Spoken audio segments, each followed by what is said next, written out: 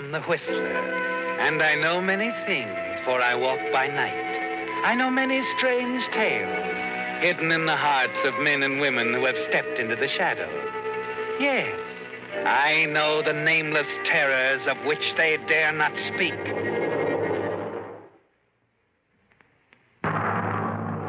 And now, the Whistler's strange story, Lonely Highway.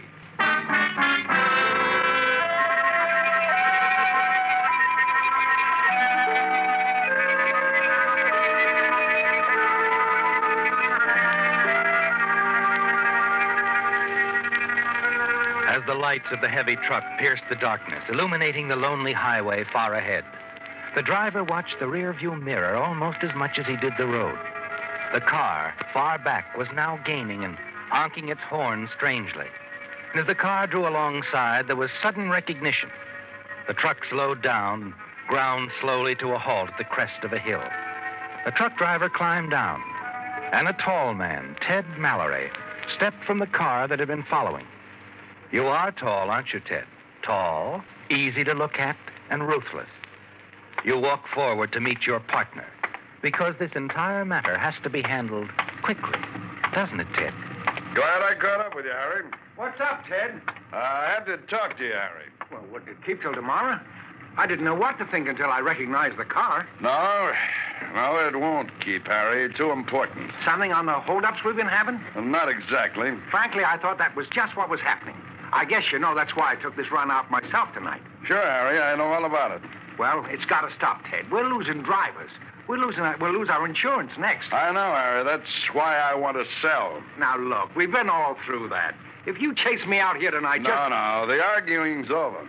As a matter of fact, Harry, the partnership's over, too. What are you talking about? Just this. I'm tired of it. Tired of the business, tired of you calling the turns. So like I said, it's over. What are you... Hey, where did you get that gun? Well, never mind that, Harry. The important question is, how do I expect to get away with shooting you? It's simple. Just another gang robbery. You thought that's what it was yourself when I started honking the horn and waving you down. Yeah, but what's that got to do with it? Look, Ted, you can't pull off a thing like this. Oh, yes, I can. I got it all figured out, partner. Simple arithmetic. First, this.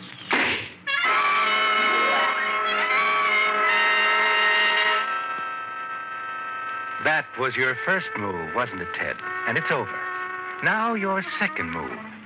You lift your partner's body back into the truck cab, release the air brakes, and leap clear as the huge vehicle begins to roll forward and start down the hill. You watch, almost fascinated, the truck's running lights clearly visible as she rushes headlong toward a curve below. And then you gasp in surprise as she rounds that curve perfectly. You run to the crest of the hill and look down. The truck is making every curve perfectly, with your murdered partner at the wheel.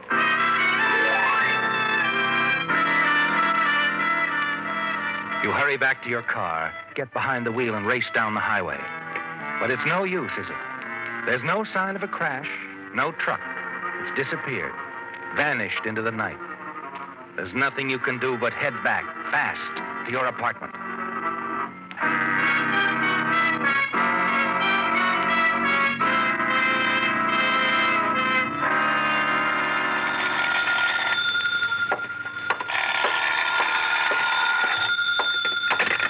Hello? Ted? Oh, Ted. Hello? Hello? Who is this? Ted, I'm sorry. It's Helen. Helen Murdoch. Helen. What's the matter? It's Harry. The police just notified me. Well, now, please, Helen, pull yourself together. What happened? They found his body a few hours ago by the side of the highway. He's dead. By the side of the highway? You mean he went off the road or something? Crashed his truck? No, Ted, there was no sign of the truck. They just found Harry. I'll be right over, Helen. I'll be there in 10 minutes. Your careful plan went wrong, didn't it, Ted? The truck at the side of the road, the shooting of your partner, then watching the heavy vehicle start down the curving highway and take every turn as though perfectly driven and controlled. Next morning, you'll hear the newsboys shouting the story of another hijacking, the disappearance of the truck owned by your freight lines. Your mind whirls as you wonder what could have happened.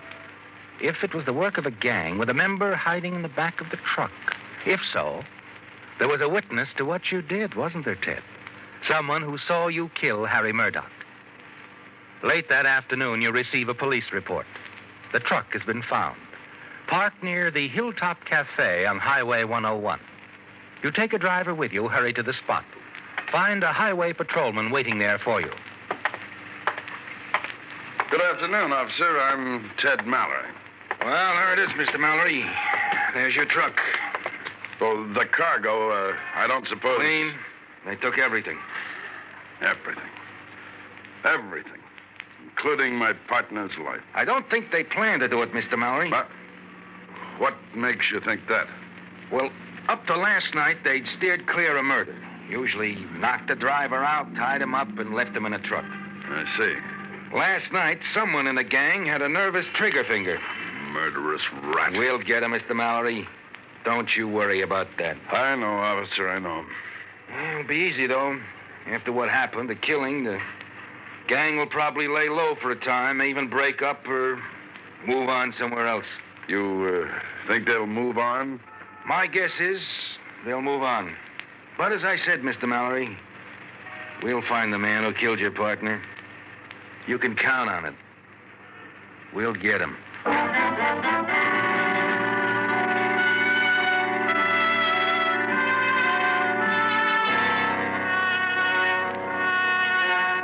You turn, nod to your driver, and wait till he drives the truck away. Then, with the police officer, you walk back to the cafe. A few moments later, he too drives off. Inside, you sit at the counter having a cup of coffee, thinking over what the officer said. And then a man sits down next to you.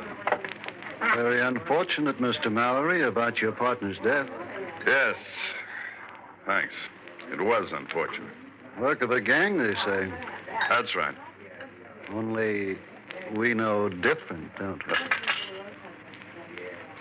What did you say? Don't get excited. Better put your cup down, Mr. Mallory. You're spilling your coffee. Much too good to waste.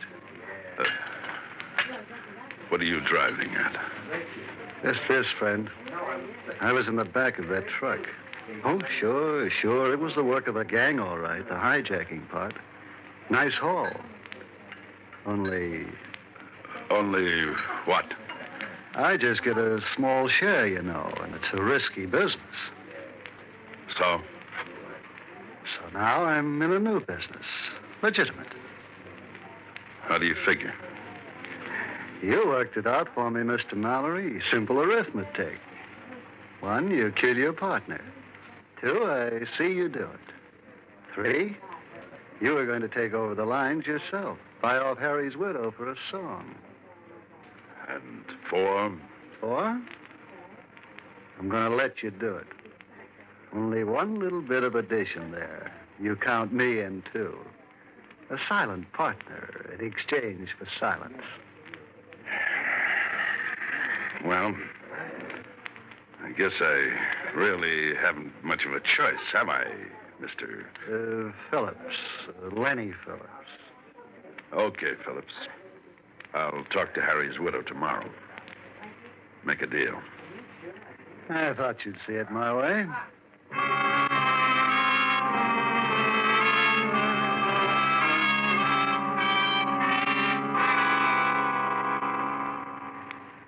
Ted, I do hope you understand why I don't want to sell.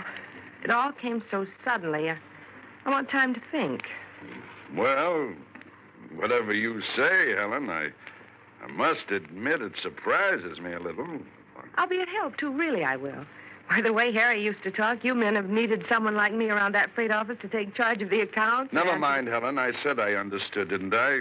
We'll find something for you to do.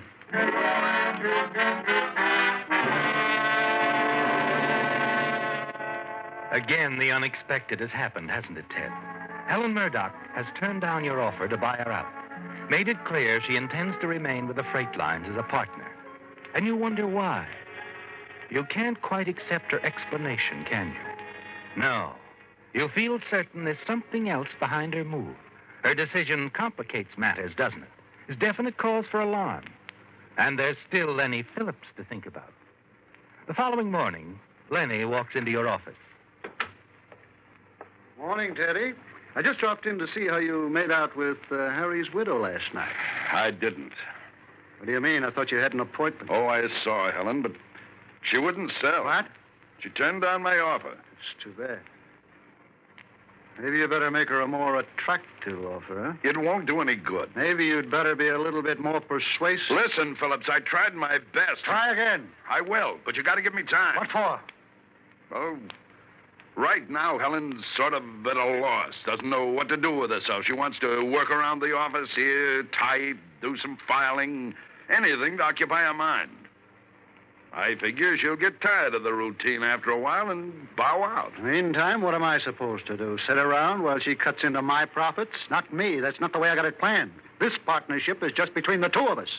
50-50. But I told you, she won't sell. Like I said, you'll have to be a little bit more persuasive. You get rid of her. Hold it. Someone's coming. Morning, Ted. Oh, I didn't know you had anyone with you. Oh, that's okay, Helen. Mr. Phillips is just leaving. Come in. Mr. Phillips, Mrs. Murdoch. How do you do, Mr. Phillips? Mrs. Murdoch, I'm sorry to hear what happened about Harry, your husband. He was a real guy. Real. Thank you. I understand you're going to take up where Harry left off. Stay with the line. Yes, I really don't know too much about the business, but I'm willing to learn.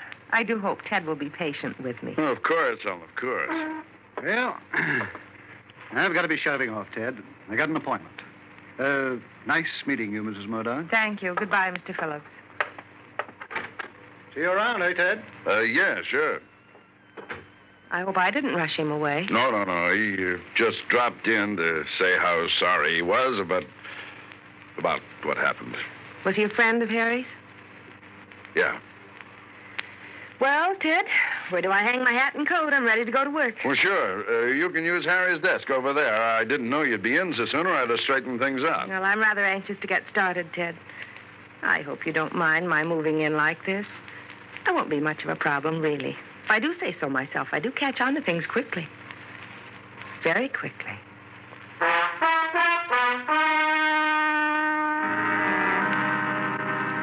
You spend the greater part of the morning going over the office routine with Helen.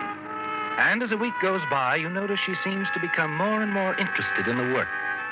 You begin to wonder if perhaps you haven't been wrong about her and the pressure on you lessens. But there's still Lenny Phillips to deal with, isn't there, Ted? Yes. Day after day, he telephones you, becomes more insistent that you get rid of Helen, buy her out. And you plead for more time. And then Lenny's calls suddenly cease. 2 weeks pass, and you wonder why you don't hear from him. Then one afternoon. Shall I get that, Ted? Thanks, Helen. I'll get it. Hello? Hello, Teddy boy. I want to talk with you in private right away. I got news for you, and you won't like it. Oh? There's a bar not far from your office, Frank's place. I know, but look, It can't wait, partner. Come on over. Now. Helen, Yes? I've got to go out of the office for a while. If I don't get back by 5:30... I'll close up. Okay. Oh, and about dinner tonight, all right if I stop by to pick you up around 7? Well, that'll be fine, Ted. 7 o'clock. Good.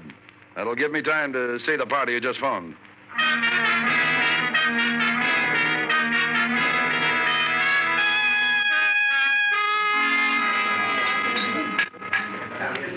Okay, Phillips, what's on your mind? Sit down. Look, if it's about Helen, I'm taking her out to dinner tonight. I'm going to ask her again about something. Sit down. All right. Let's have it. You trying to pull a fast one? What do you mean? Your partner's widow. What did you tell her about me? Well, I didn't tell her anything. Why should I? She's been asking about me. What? Yeah, in that little coffee shop across from your office. Guy runs it as a pal of mine. He told me. What? Why would she do that? I thought maybe you might know. No, I don't know. She must have had some reason for asking. Yeah, Wait a minute. The day you met her in the office, she asked me if you were a friend of Harry's, and I said you were. Maybe she asked about you at the coffee shop just out of curiosity. Maybe. But I don't like curious women. And you better see to it that this one doesn't get too curious.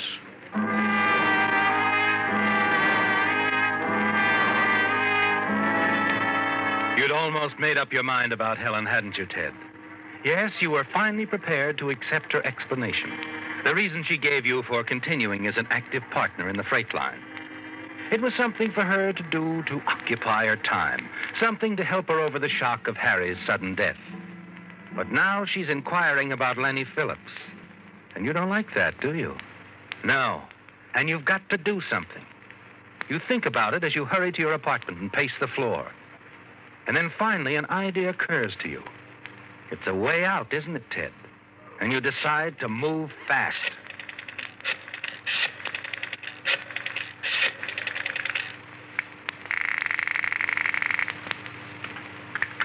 Hello?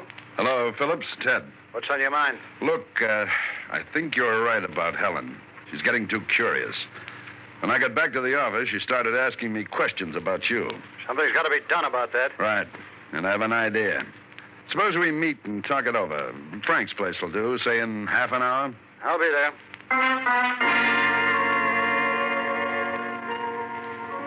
You've thought it all out very carefully, haven't you, Ted? Yes. But it isn't Helen that worries you, is it? Lenny presents a more serious threat, doesn't it? If Lenny Phillips were out of the way, no one could prove anything against you. 10 minutes later, you stand in the shadows across the street from his apartment building. When he comes out, you follow him around back to a small garage. As he opens the door, you move in quickly behind him and bring the gun butt down hard. And then you carry Lenny inside, prop him behind the wheel of his car, and then start the motor. Then you hurry out, close the garage doors behind you.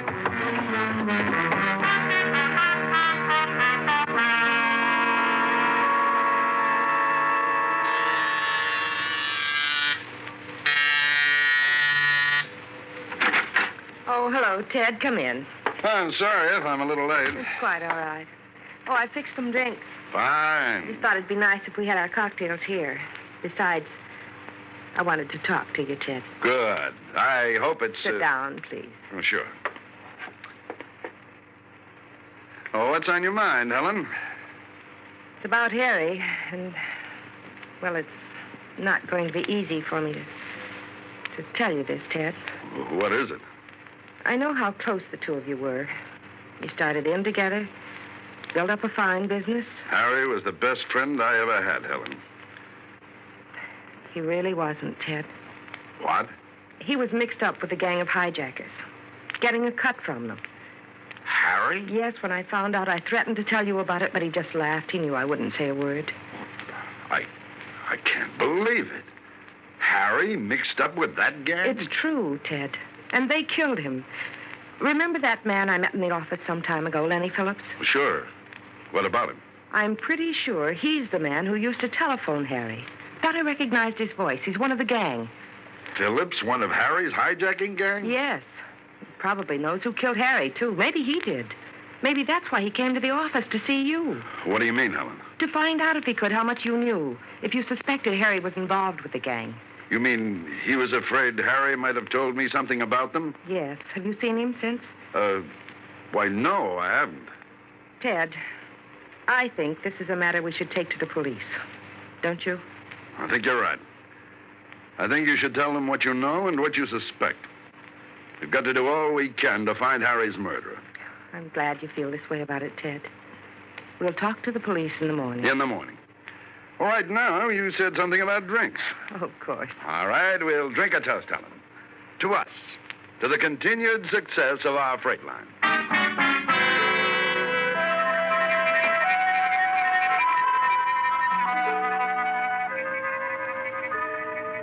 You're certain you're in the clear now, aren't you, Ted?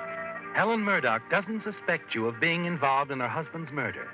And you're glad you moved as quickly as you did to eliminate Lenny Phillips, the one and only witness to the slaying. In the morning, Helen will tell the police what she knows about Phillips, and they'll find him. But too late. Yes, even now, as you dine with Helen in a famous downtown restaurant, you're certain your troubles are over. Shortly after 11, you return Helen to her apartment, and she invites you in for a final nightcap. A few moments later. Well, I wonder who that could be. Rather late to be calling. I'll get it, Helen. Yes? This is Mrs. Murdoch's apartment, isn't it? That's right. I'm Lieutenant Emerson, homicide. May I see you? Of course. Come in. Thanks.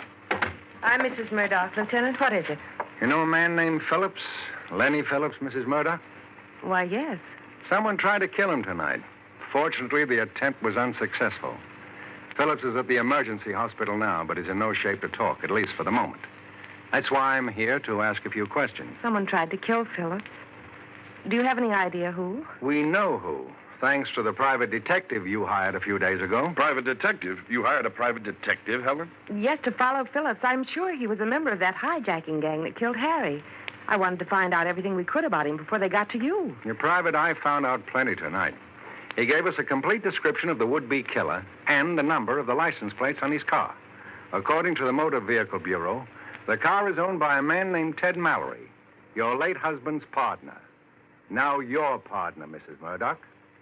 Know where we can find him right now? The Whistler. Listen next week when once again the United States Air Forces in Europe present The Whistler.